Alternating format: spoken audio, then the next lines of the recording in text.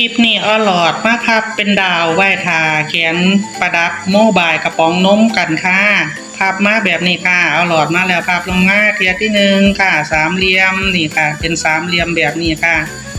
แล้วก็พับขึ้นมานี่ค่ะแบบนี้พับกลับเข้ามานี่เป็นแบบนี้แล้วค่ะนี่ค่ะเป็นสามเหลี่ยม2เทียแล้วแม่นบ่ค่ะนี่แบบนี้ค่ะนี่ค่ะพับลงมาแบบเก่าค่ะสิได้สามเหลี่ยมตัวที่3บัดนี้ค่ะนี่สามเหลี่ยมตัวที่3แล้วพับเข้ามาค่ะแล้วก็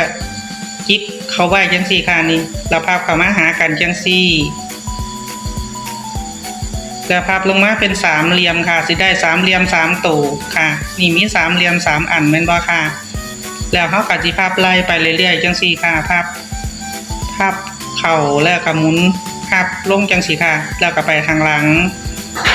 แล้วก็พับมาข้างหน้าคือเก่าค่ะเอามือจิกไว้ค่ะนี่จังซี่ค่ะแล้วก็พับลงมา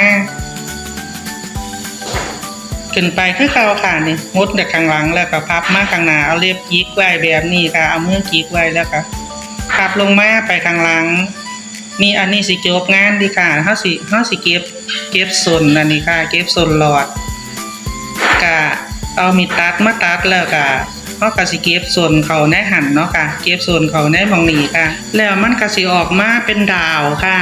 ถามว่าแมงวันเฮ็ดไว้เฮ็ดหยังก็เฮ็ดไว้เพื่อว่าสิเอามาห้อยใส่ลูกปัดเพื่อว่าสิไปประดับโมบายกระป๋องนมของแมงวันค่ะ